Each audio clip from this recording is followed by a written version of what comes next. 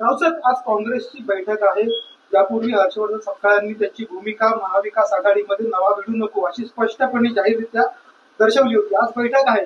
काय मनसेचा महाविकास आघाडीमध्ये सहभाग होण्याच्या बाबतची काही चर्चा किंवा हर्षवर्धन सपकाळांचं म्हणणं असं आहे की महाविकास आघाडी मनसेला घ्यायचं असेल तर तो निर्णय दिल्लीतून होईल, हे तुम्हाला पटतंय? नाही, त्यांचं म्हणणं बरोबर आहे. आणि दिल्लीमध्ये आम्ही चर्चा करत आहोत किंवा आमची चर्चा झाली आहे. काल सुद्धा माझं सरचिटणीस वेणुगोपाल यांच्याशी काही विषयावर चर्चा झालेली आहे. मी राहुलजींशी पण चर्चा करीन, आम्ही उद्धवजी खडगे साहेबांशी चर्चा करतील. प्रश्न तो नाहीये. उद्याचं जे शिष्टमंडळ आहे ते सर्व पक्षीय शिष्टमंडळ आणि अराजकीय शिष्टमंडळ आहे, हे हर्षवर्धन सपकाळ यांनी समजून घेतलं पाहिजे. हा विषय एका पक्षाचा नाही. मतदार यादीतले घोटाळे, ईव्हीएमचे घोटाळे, निवडणूक यंत्रणेतला भ्रष्टाचार, भारतीय जनता पक्षाची यंत्रणेवरची दडपशाही, याच्यावर एकत्रित आवाज उठवणं गरजेचं आहे. म्हणून तर राहुल गांधी यांनी सगळ्यांची मदत घेतली या विषयात. हे एकट्याचं कामच नाहीये. उद्या आम्ही सर्व पक्ष महाराष्ट्र राज्याचे मुख्य निवडणूक अधिकारी चोकलिंगम यांना भेटतो आहोत, एक निवेदन देत आहोत, त्यांच्याशी चर्चा करतो आहोत. त्यानंतर उद्या 1:30 वाजता यशवंतराव चव्हाण प्रतिष्ठानमध्ये आम्ही पत्रकार परिषद घेत आहोत. या शिष्टमंडळात माननीय शरद पवार साहेब, माननीय उद्धव ठाकरे साहेब, माननीय हर्षवर्धन सपकाळजी, माननीय राज ठाकरेजी, महाराष्ट्र नवनिर्माण सेनेचे अध्यक्ष, त्यानंतर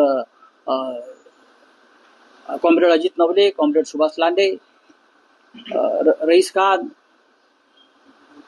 असे जयंतराव पाटील शेका पक्षाचे, त्या सगळ्यांना आमंत्रित केलेलं आहे आम्ही आणि सगळे येत आहेत. आता हर्षवर्धन सपकाळ यांचा एक मुद्दा आहे की इंडिया आघाडीत नसलेले पक्ष त्यात आहेत. म्हणजे कोण आहेत?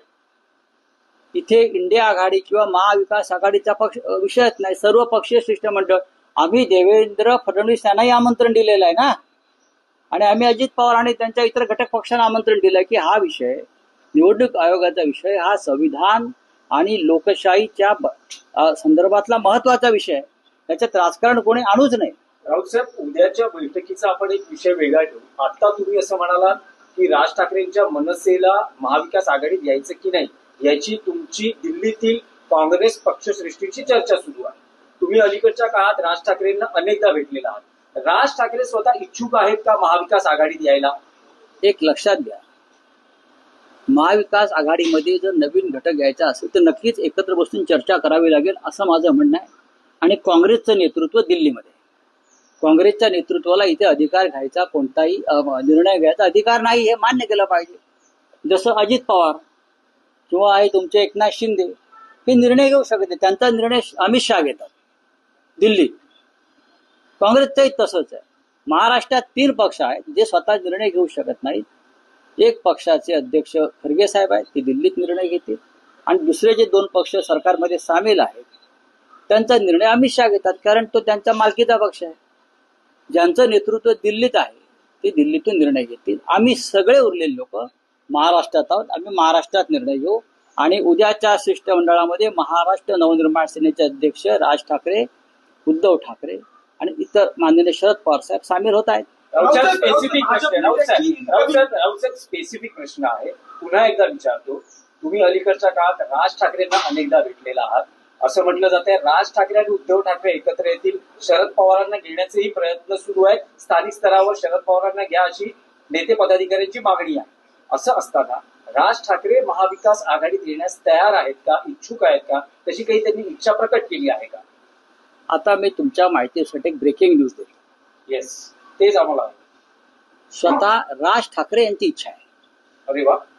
की आपल्याला महाविकास आघाडीतला घटक पक्ष असलेला काँग्रेसला सुद्धा सोबत घेणं गरजेचं आहे. ही त्यांची एक भूमिका आहे.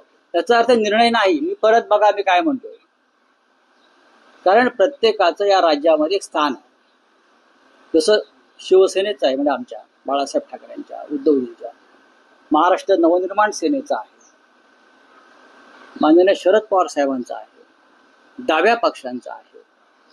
तसंच काँग्रेस सुद्धा महाराष्ट्रातला एक महत्वाचा पक्ष आहे. काही निर्णय घेताना जसं शिष्टमंडळामध्ये काँग्रेसचा समावेश होणं गरजेचं आहे, ही आमच्या सगळ्यांची भूमिका आहे, ती राज ठाकरे साहेबांची सुद्धा आहे. त्याच्यामुळे तुम्ही जे प्रश्न विचारताय ते निरर्थक आहे. महाराष्ट्रातील ताज्या बातम्यांसाठी बघत रहा टाइम्स टुडे 18 न्यूज. सोबतच शेअर करा, सबस्क्राईब करा आणि बेल आयकॉन प्रेस करा.